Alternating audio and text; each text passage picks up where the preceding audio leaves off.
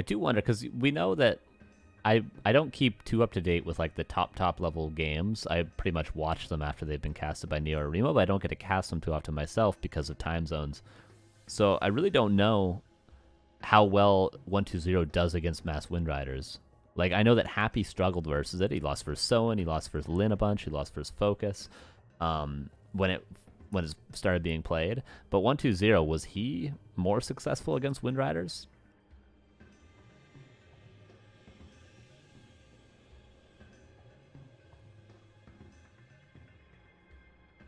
Because I feel like 120 is sort of better at those sort of lamey games, possibly. I mean, they both have their strengths and weaknesses. 120 is better in some aspects, and Happy's better in most, maybe. Lin started late games to switch to 2 Barracks Berserkers. That's cool. Okay, last hit there. He got the green and stole the creep. So far, this is great for FoCuS. He's going to force another coil. Actually gets a ghoul kill. Yeah, this is really good for FoCuS. He does all this before level 2 for the Death Knight. Actually doesn't force as many coils as I thought he would.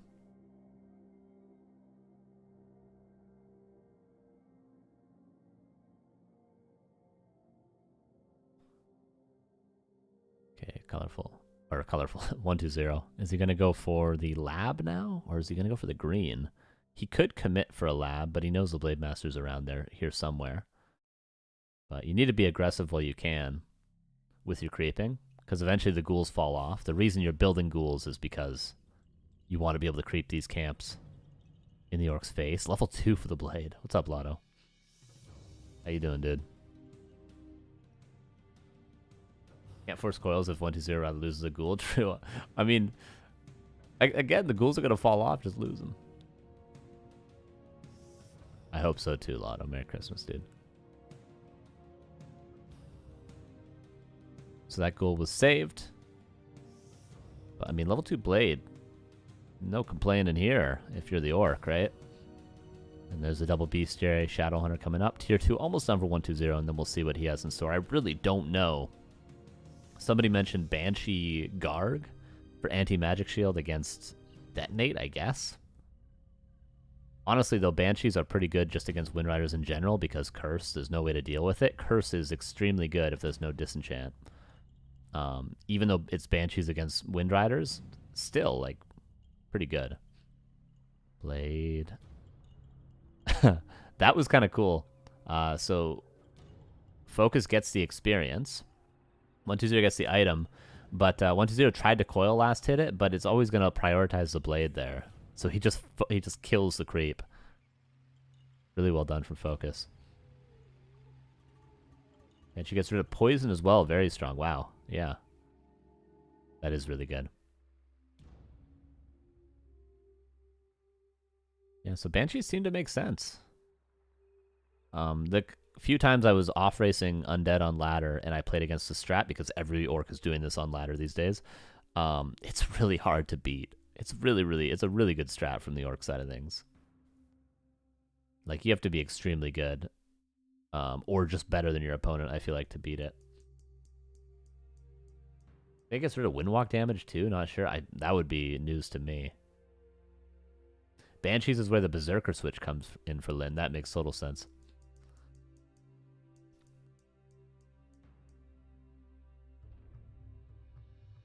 But so far, nothing different from 120. Actually, he's playing Fiends. So typically, what we are seeing from Happy for a while before this Banshee thing everybody's talking about, where we were seeing Happy just go 1 crypt Gargs immediately at tier 2. But 120 isn't building Gargs. He's going Fiends. No Gargs at all. Which means for FoCuS, he needs to scout... Oh, hold that thought. Hex. And again, he's on top of the creep, so he can't actually coil it, but he pops out. Hex gets the item. What is that? Greater mana. The DK's dead. He needed a different item. He needed a potion of vulnerability or a greater heal to live there, but he didn't get it. Death Knight's just dead to the Shadowhunter Hex. One Wind Rider gets ensnared. Another one is close to dying. Doesn't die, though. Yeah, what I was going to say is I feel like FoCuS will just not build any Bat Riders once he sees Fiends. But so far, I don't think he's aware of what it actually is, unless he knows how 1-2-0 plays. Death Knight back from the tavern. But this is already really tough for 1-2-0.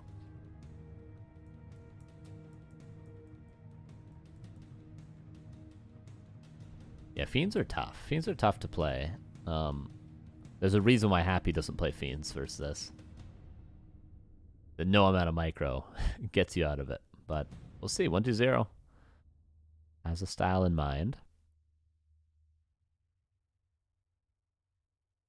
Play Master Scouts again.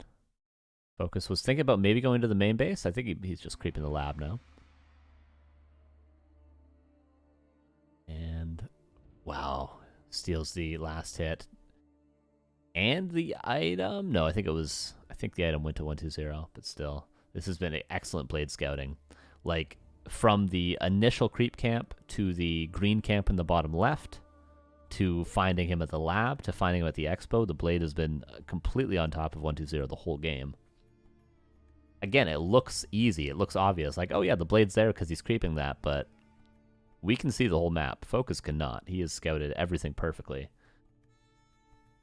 And now the Wind Rider's into the main. Notice the Ziggurat at the back is to build that Spirit Tower. But it wasn't preemptively built for 1-2-0. That's a little greedy. This is the advantage of having Fiends, is that if it is Gargs, the Wind Riders can actually just fight the Gargs when they come back to defend. But if it's Fiends, you have to run away because you get webbed and then you die to the towers. So that's a big advantage of the Fiends. And now the Banshees come in.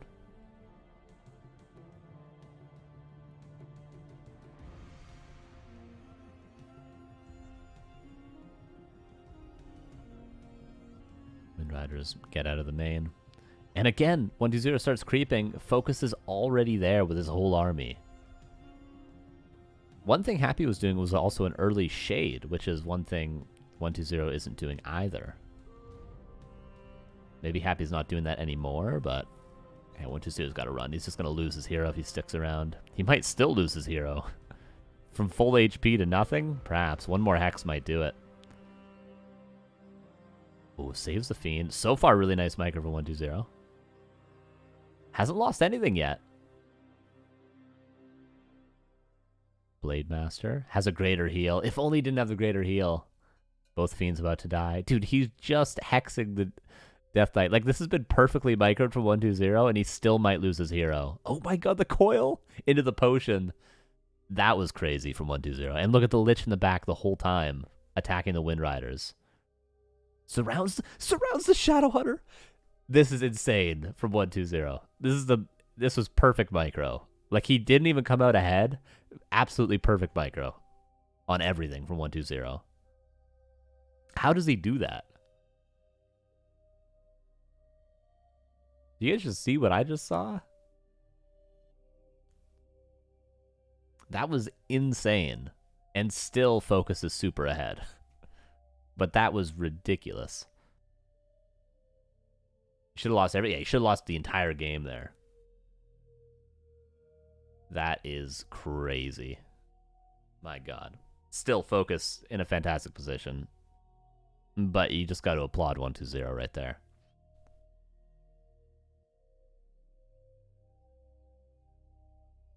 Wind Rider numbers are stable at 50. Peons being pulled, and there's enough gold for a tiny Great Hall.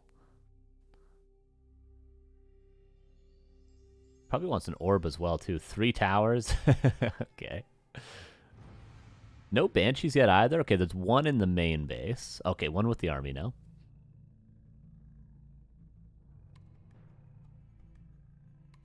But instead of going Headhunters, why not just mass towers?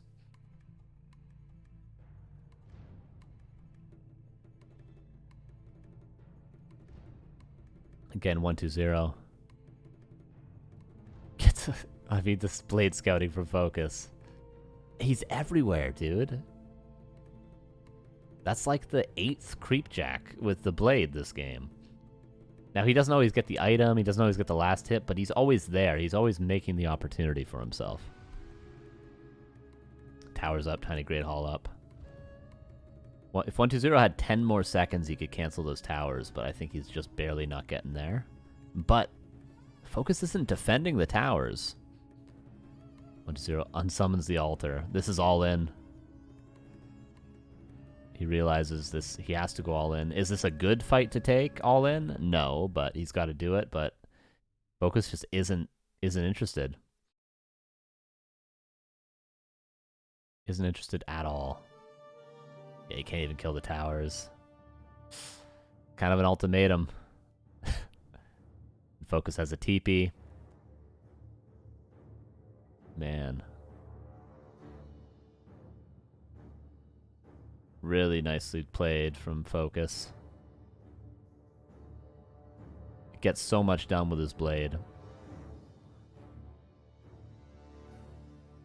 Shadowhunter gets the TP swapped. Kills every single Acolyte. Almost kills the Dark Ranger right before the TP, and there is GG. And what can you really do from that point? Nothing.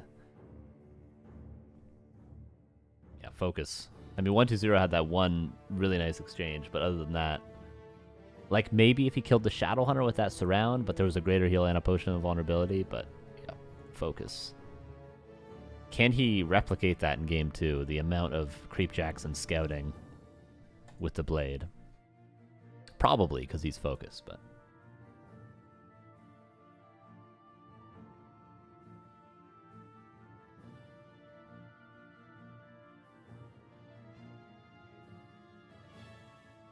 yeah, Wind Riders. Wind Riders are tough. Undead's still looking for answers, and I don't think 120 has the perfect one, at least from that game.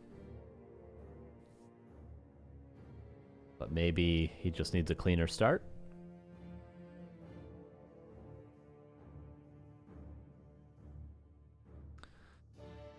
If you looked at this group at the start of the day, you would not expect 120 to be one map away from losing 0-2 in the group. You would not expect it. At least I wouldn't.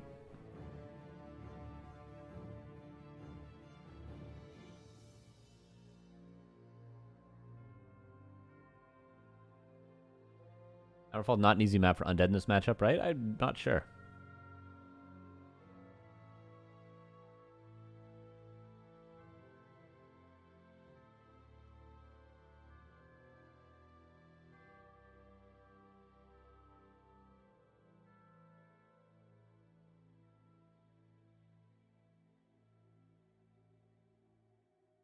Dreadlord Gargs. All right, well, let's see it. Here's game number 2.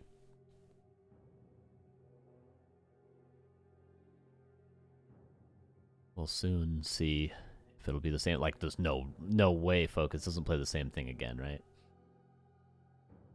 Wind Rider meta is basically Pally Rifles. I think that is fair to say.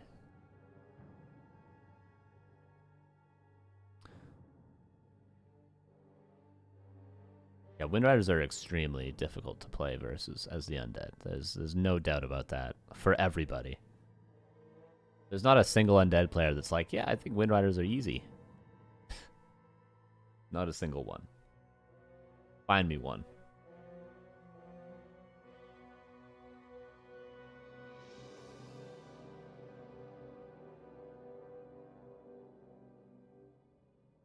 What are you doing, Leliat?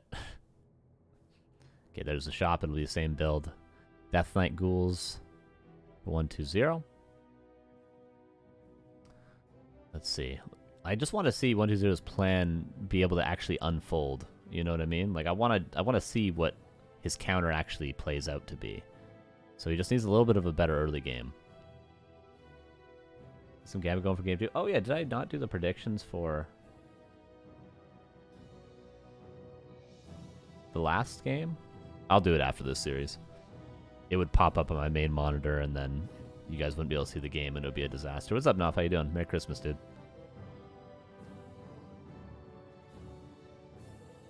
Okay, Death Knight coming out. Blade Master is out. Gonna grab some items. Always curious to know what items the Orc players grab. Like, do you grab double salve, double clarity, speed scroll? What combination of those items, and it seems to be no speed scroll, which sort of makes sense if you're trying to be efficient with your gold, because you don't get much value out of a speed scroll unless you're going to use it initially to go for the creep jack. But in most cases, you shouldn't rely on a speed scroll creep jack, because you're not going to get a last hit unless the undead messes up somehow. So he's just going to grab one of each and forcing the coils on the ghouls. This is ambitious creeping from 120 for sure. But again, I mean, FoCuS just runs straight there. Like, what if he's creeping the Merc camp first? I don't know if that's a common creep route, but what if? FoCuS is just in a terrible position if that happens, but he just gets the right read. Every time he's in the right spot. And look at the tier 2. He's halfway done already.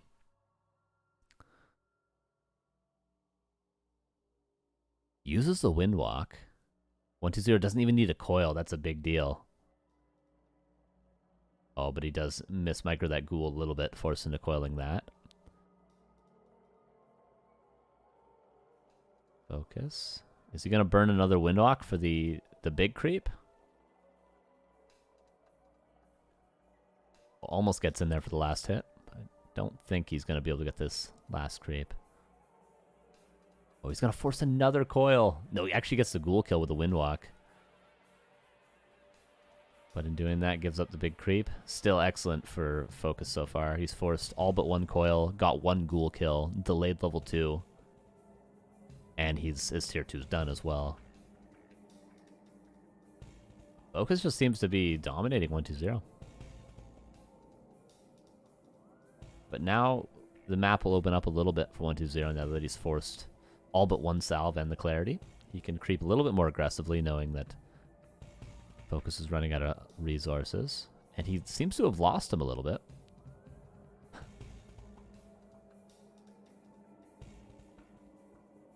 120 underperforming hard today. Yeah, maybe it's just 120, not 120's day. And FoCuS is here. Even though he missed him for a second, he ends up at the expansion perfectly on time. Last hit. Tome stolen. Yeah, a couple skeletons, maybe. Nice micro on the skellies. Denies one as well. Fancy dancy. And gets the last hit. Force a Windwalk, that was excellent from 120. And you just sort of have to be so on point with every creep camp. Nothing is for free.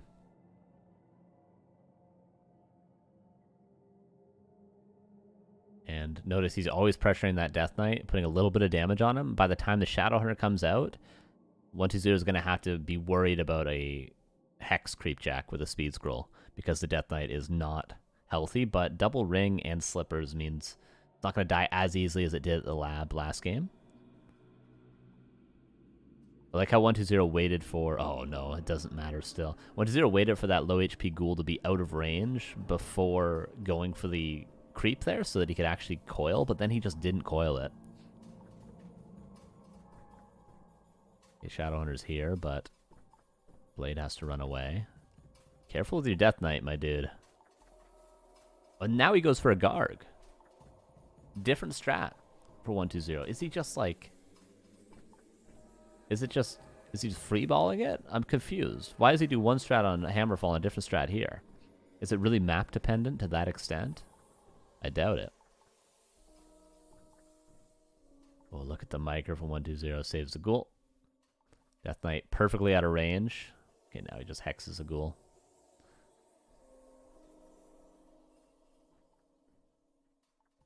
Garg is here.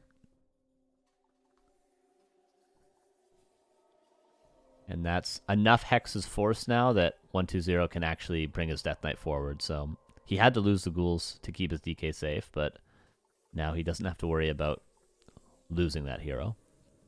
Which is a funny way this matchup plays out, but you know, literally, if they walk up to you with level 1 Shadow, level 1 Blade, they can just kill your DK.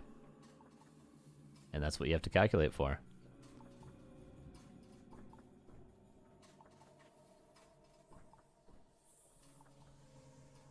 Blade is just here again. Like, the Blade is just always on top of him.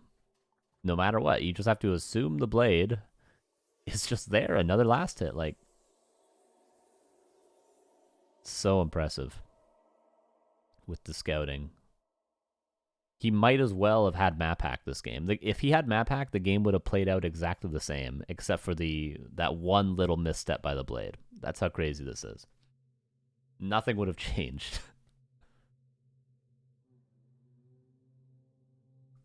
X to deny the Nova. And now he sees Garg, so he can go Bat Riders. Gonna pause. Sorry, I have to go. GG. My cat's on my keyboard.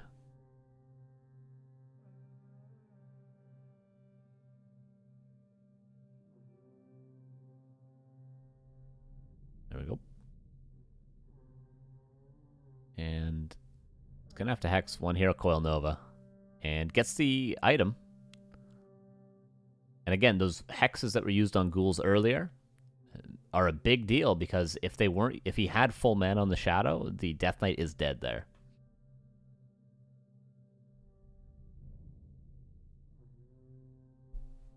But he only had one hex. Tier 3 is now done. And probably Alchemist. That's one thing we didn't see last game either. No third hero. Didn't really have the opportunity to, did he, though?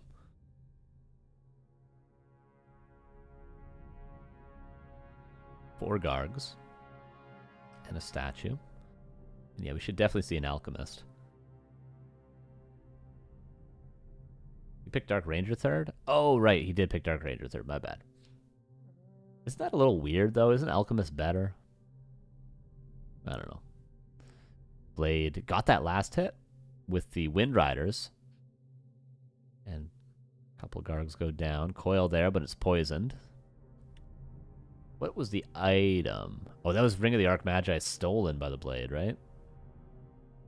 He's just there again, like it's easy to like take it for granted, but he's just there again. As soon as he starts creeping, the Blade's there to get the last hit.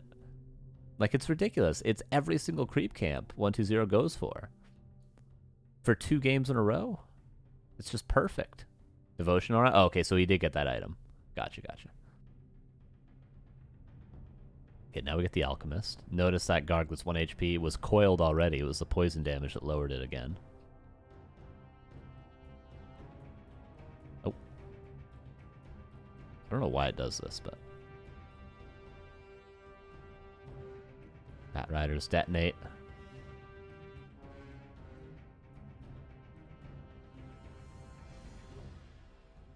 And now the Lich coiled. 120. The micro around the trees. He's just got no units, though. I mean, he's sort of trading bats for Gargs, but only one of these two players is getting experience.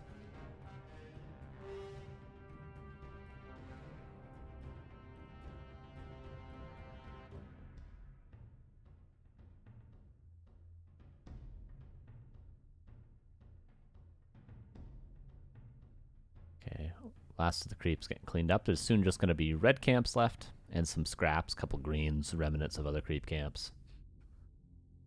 And once the map is nearly crept out, that's when FoCuS is going to think about towering and go over that tiny Great Hall. Tends to be the time that you go for that until you just contest creep camps. And look, FoCuS creeps his own side, but as soon as possible, he's already on top of 120. Like, again, he's just here. He just knows. Now the Alchemist at least gets an acid bomb before it dies. Oil on the Destroyer. Nice fight from 120. Heat Wave actually misses on the initial Wind Rider. Bat Rider comes in. It's going to be able to kill that Destroyer if 120 doesn't run away. Blade level 4. No orb on him, though. And 120 sort of holds the line a little bit.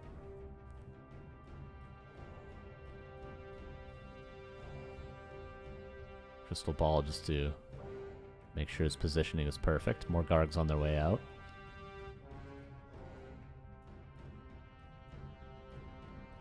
Yeah, 120 creep in the next camp. And FoCuS is going to give it to him. He's creeping himself. Probably going to go for the red.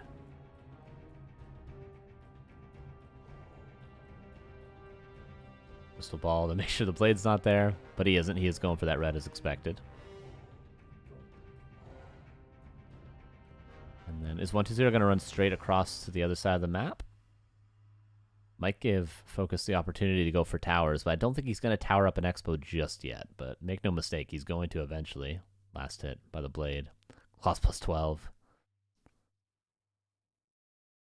Bat Rider. Oh, yeah, he thought he was going to detonate on the Destro, but I think the Destro was just above the threshold. So instead he did it on a Garg. It cleans up the rest of the expansion to prepare. Oh, there is a Shade this time, so I guess when you go Gargs, you go for the Shade. If you go for Fiends, you don't. Okay, there's enough gold for a tiny Great Hall, but he spends it on something else. One more Wind Rider. He's going to slowly tower. He's sending 1P onto the expansion to start towering, and then he's going to contest the red camp while towering. A sort of an ultimatum for 1-2-0 that 1-2-0 can only be favored in if he actually wins the fight coming up. Which at 50 supply is very much possible. He's going to get Lich level 3, ideally. Oh, the crit on the Lich. Speed scroll. 1 coil. Acid Bomb lands. 1-0 needs to get that level up on the Lich. Detonates come in. Don't kill the Destroyer. 2 Wind Riders are going to go down. Really nice fight. There's level 3 Lich. 1-0 is microing his way out of it. Look at the Death Knight just almost gets one shot there. And there is a single tower coming out. Oh no, it's just a Great Hall? That is greedy from FoCuS. Not towering.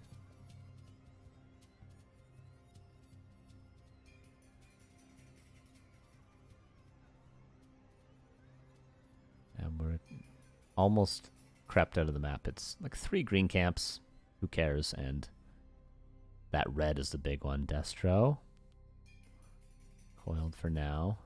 Death Knight's getting to that threshold where 1 Hex and a little Focus Fire and he's dead. Shadowhunter, gotta be careful. There is a Potion of Vulnerability, but Heal Wave for now. Oh, the Alchemist. The auto attacks from the Alchemist.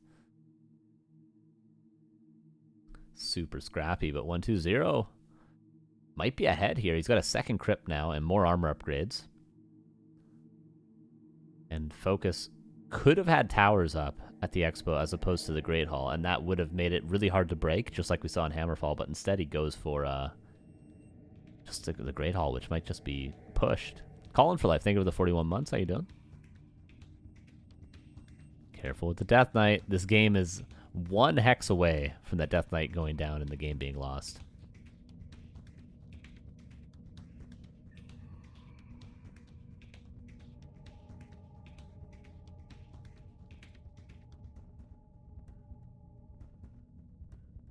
Oh, bats come in. More Gargs going down, but more bats reinforcing because of the 2 crypts. More bats also being built. 2 at a time for both players. Destro morphed. Death Knight, 1 coil left. And a single Potion of Vulnerability. Someone's about to lose a hero. I'm calling in the next 30 seconds a hero's going to die for one of these 2 players.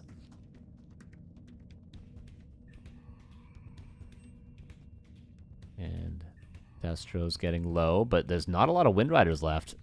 The whole armies for both players are very low HP. Level 3 on the Alchemist. Oh, Destro gets batted down. 2 Gargs are here. 28 supply versus 36. Pretty much just heroes, but a level 5 blade. Okay, we've gotten past that 30-second mark. Almost level 5 Shadowhunter. The expansion's mining now. Oh, there's 1 coil. But Frost Armor doing a lot. Cool split off to the Expo. That's really nice from 1-2-0. Oh my god. That's such a huge deal. And the Alchemist died. No Orb for Blade. Yeah, it's something that I feel like is overlooked. But most of the damage comes from the Wind Riders anyway.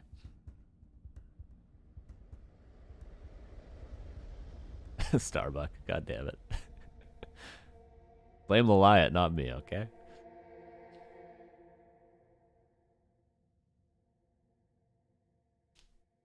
And now red camp goes to 1-2-0. That ghoul split is really good. Really, really good. Because if not, FoCuS recovers from that fight so much easier, but instead his expansion economy slowed down a ton. And now 1-2-0 is able to get air superiority, but oh no, he got bouldered on the DK. Now there's Raiders? I didn't even realize he transitioned into Raiders. This hero's just possibly dead to Ensnare, but the Shadowhunter nuke down, Mana Pot, and there's one heal wave left. He's literally just diving for the DK. There's nothing to be done. There's no saving. He's got 3 Raiders. It's just dead. Oh my god. It makes total sense, right? There's no items. The game is way too scrappy. You build 3 Raiders, and you just can't save your heroes anymore. Gargs aren't good enough to kill the Raiders in time. Dude, that's so smart. It makes so much sense. Like you need to invest all your resources into building Gargs because they get batted down and then you don't have enough Gargs to deal with the Wind Riders. So all your resources go into that. They don't go into items like town portals, like potions of invulnerability. And then out of nowhere, you just build 3 Raiders. And then they're stuck on mass Gargs and they have nothing to save their heroes, and you just chain and snare the DK and it's dead to level 5 Blade.